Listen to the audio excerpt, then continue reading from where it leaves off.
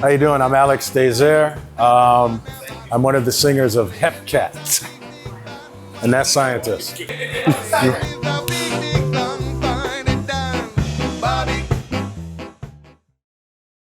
All right, all right. Hello, Scientist. Hello. How you feeling today? Thank God for life. That's it, man. That's it. Another day above ground. Thank you. Yeah, thank you. The next second is promised to nothing. There it is, my friend. There it is. So I guess we're just going to have a conversation today. Let's just have a little talk.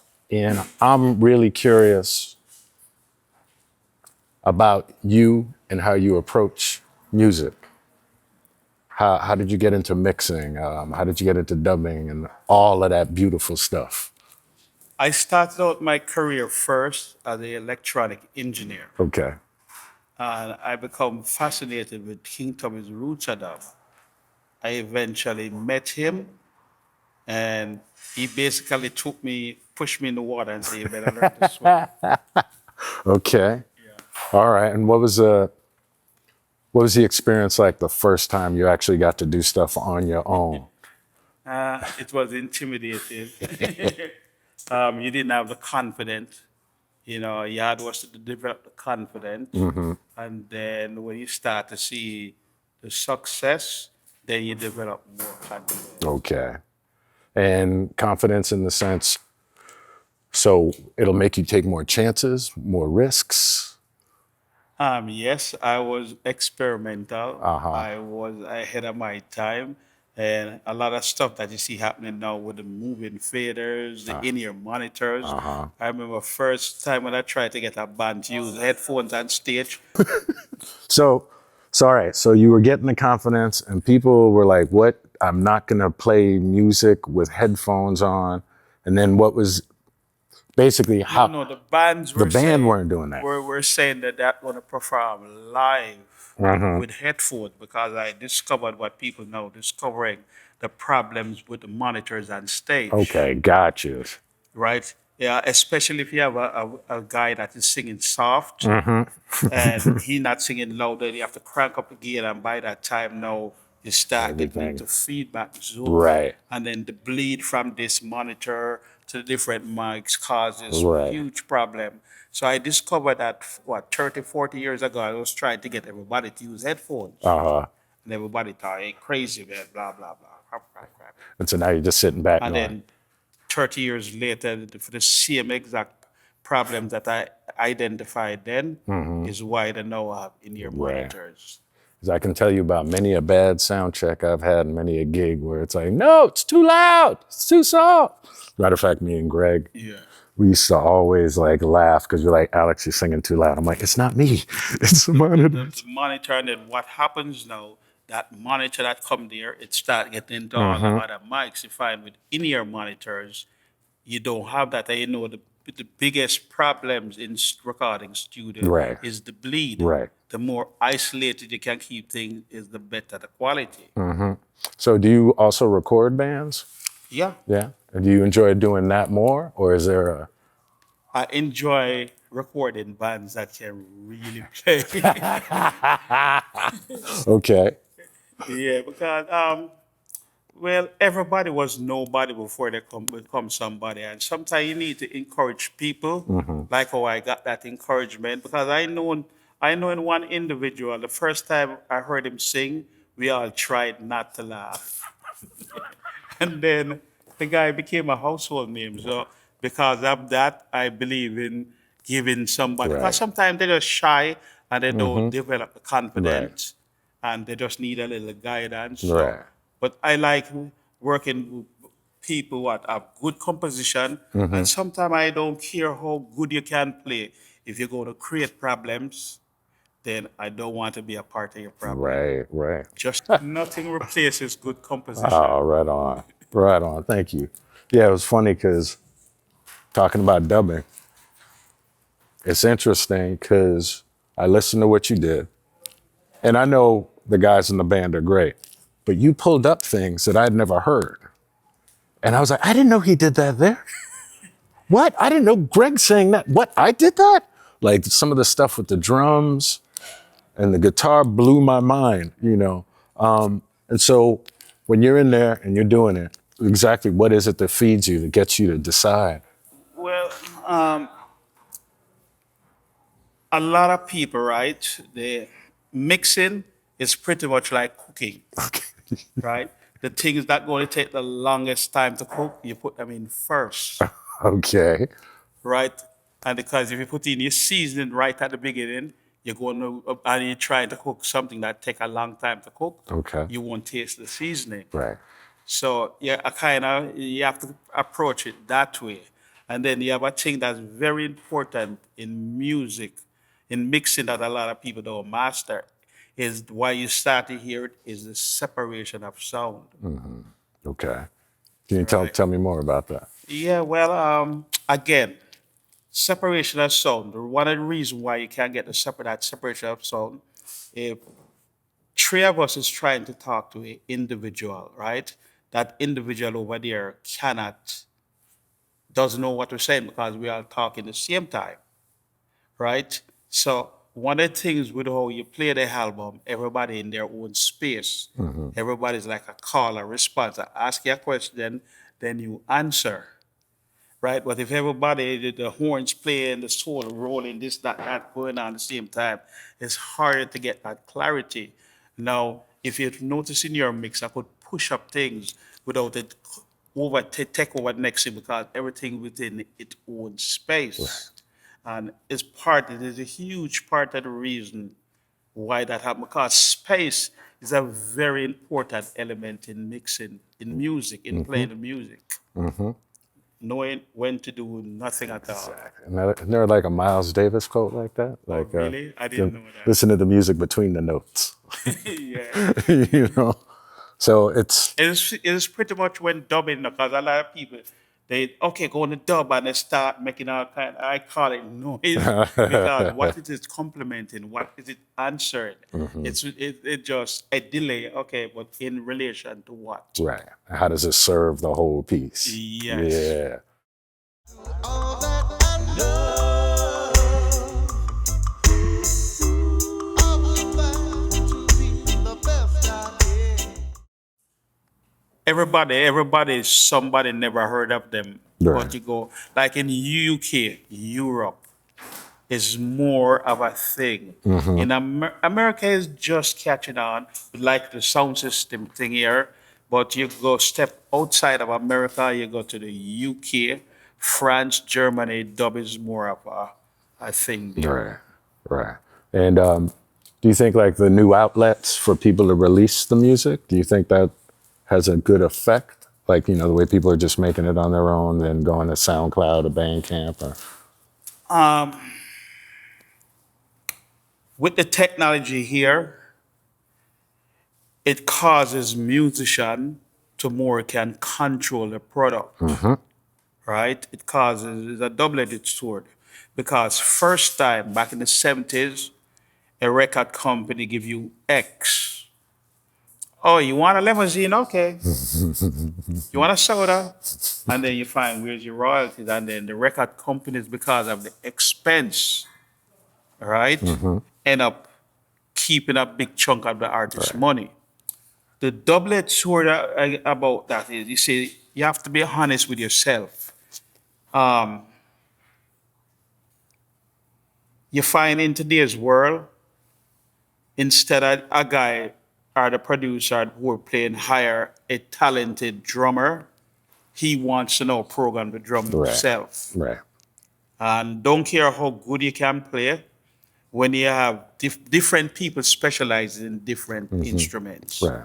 And that's what gives it the good flavor.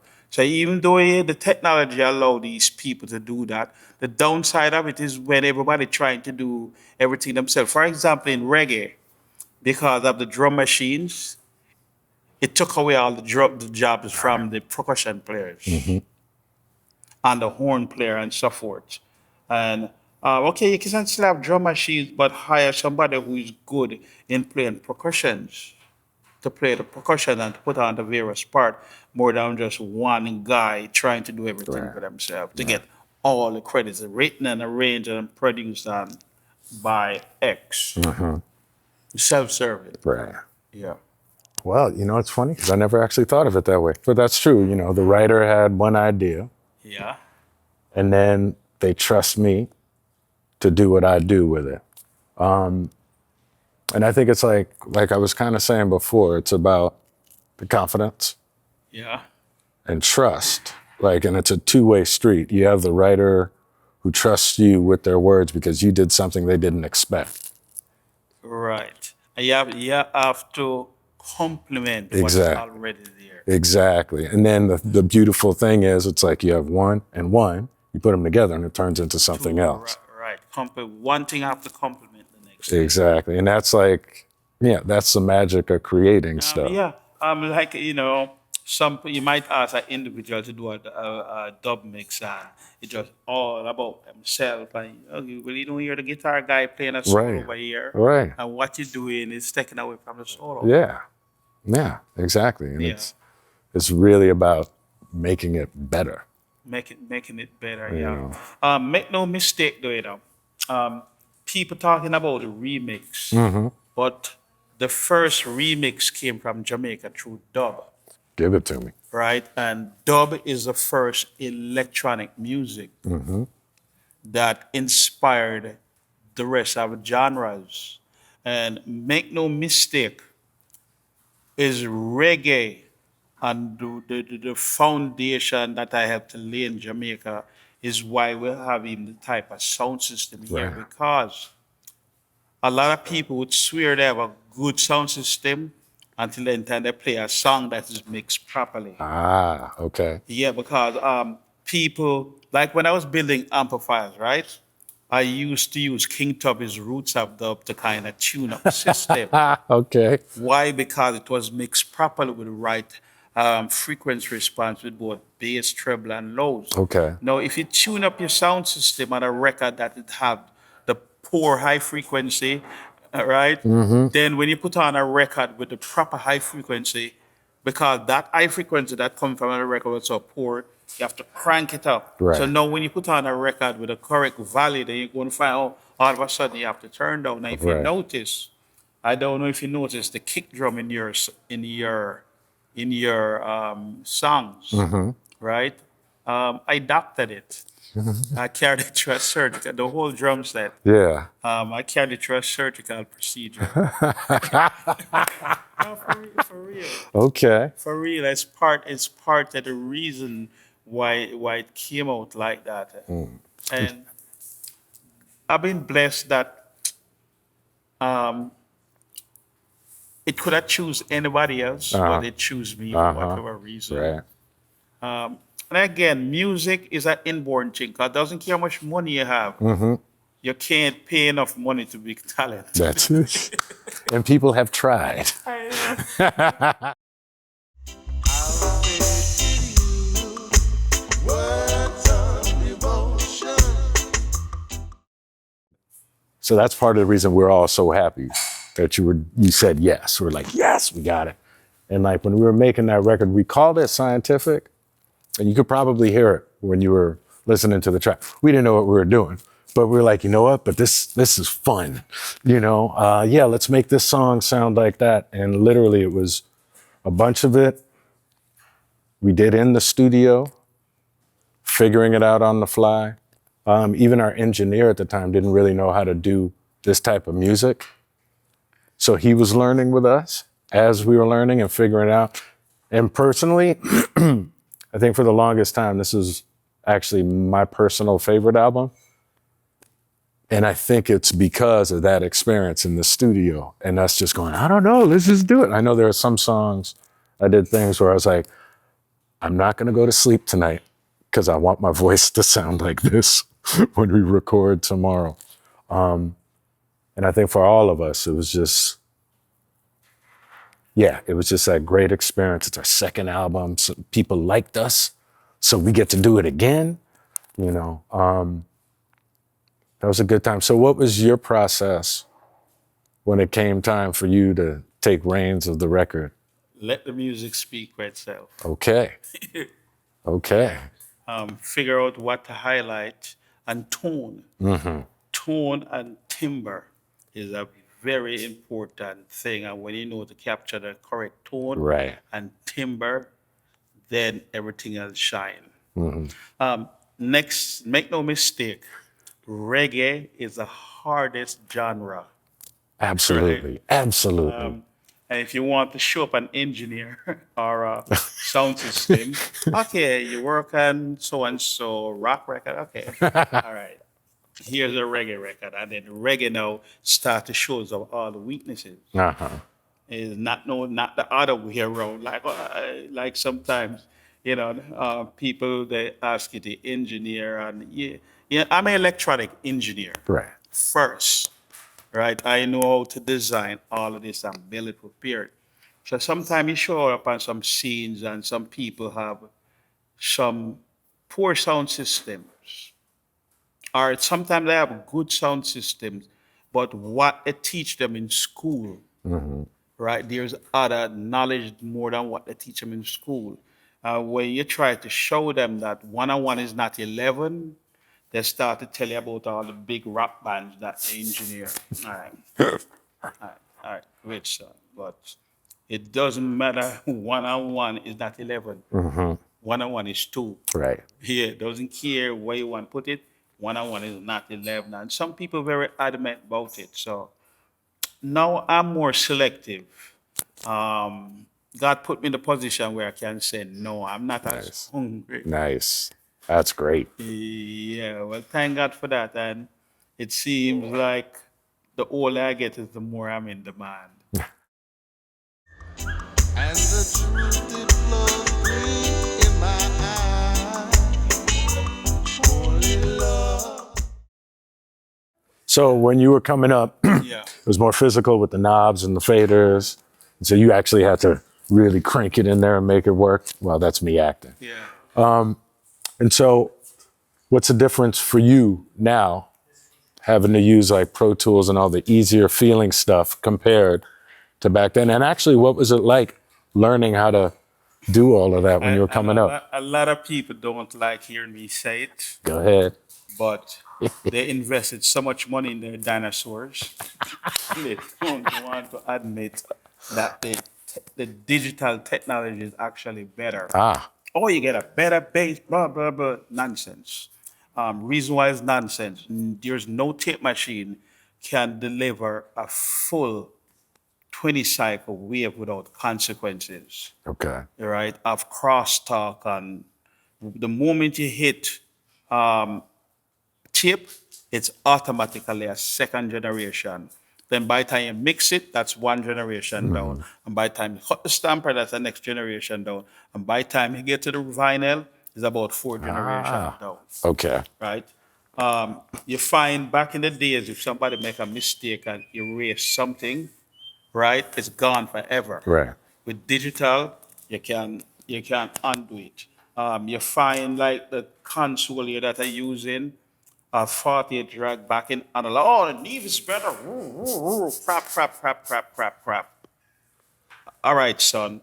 That's the best you can do with that Neve. Right? Yeah, back in the days, yeah, it looked impressive. You have a big old console with all these knobs and buttons. Oh, yeah, it looked very impressive. Right. But a digital console, if you put a digital console in my hand, I will use it and outdo any Neve. It's a better technology. It's not going anywhere. And as usual, like the Wright brothers, when they first started to fly, it was in a primitive stage. It's only going to get better. It's not going anywhere. So, and what? When was the last time I seen a tape machine? Yeah, the digital technology come and save all that. Like, for example, back in the day with tape machines, right?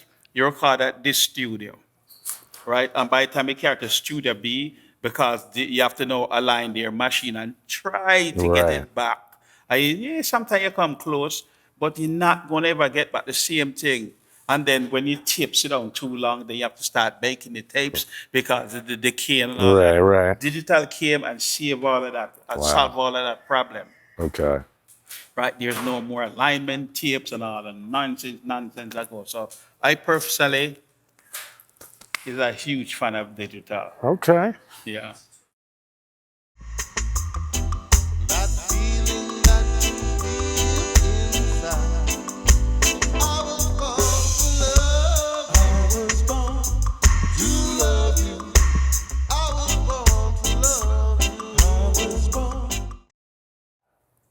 So I moved here from New York in '89. You used to live in New York. Yeah, I grew up in New York. I used to live in New York, Where about? in Manhattan. Okay. Yeah, I went to school in Manhattan.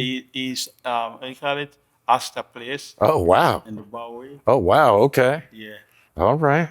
There was some fun times down there. Back in the 90s. Uh-huh. Yeah. Yeah, that's before it started switching over.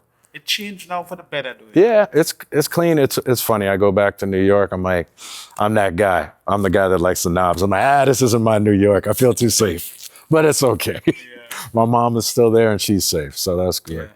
But I moved here, and I actually met Greg at a Toots and the Maytals show at the Palace, and I was working on a TV show.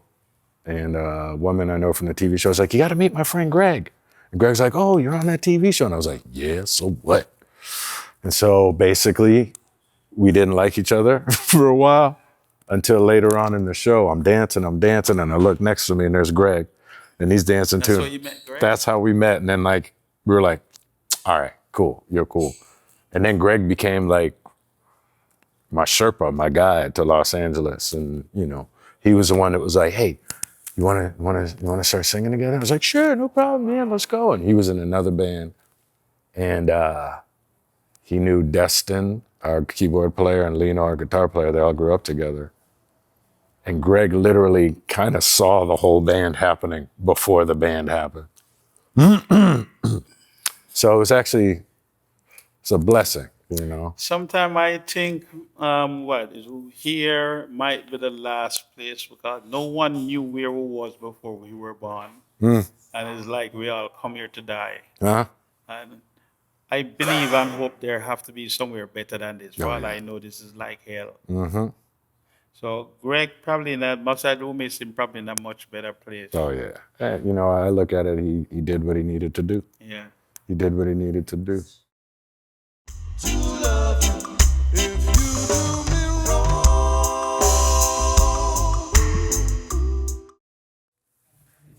Yeah, well, all of us, got into ska. I'll say for myself, like it was the Specials. It's funny, I started with the two-tone, and then that opened the door. It's like, Naked Woman, Naked Man. Wait a minute, it's a Prince Buster song. Who's Prince Buster? And then you find out about Prince Buster, and then you're like, wait a minute, then he's doing that song. But that's a Ray Charles song? What's that song? And so with ska, I always thank ska for introducing me to all the music, Yeah. And, so all of us were into, we all listen to the Scatolites and all the old rock steady stuff, and we go to ska shows. You came from the good school. Yeah. Yeah. We'd go to the ska shows where everybody would be playing the fast music, and we'd stop. We wouldn't dance. We'd go like this while the band was playing. And then when the DJ would play the old ska, that's when we'd start moving. Yeah. Jamaica on a whole put out so much music. Last time I count, I did over 50,000 records. Whoa. Wow. And still counting. Wow. Yeah. Yeah.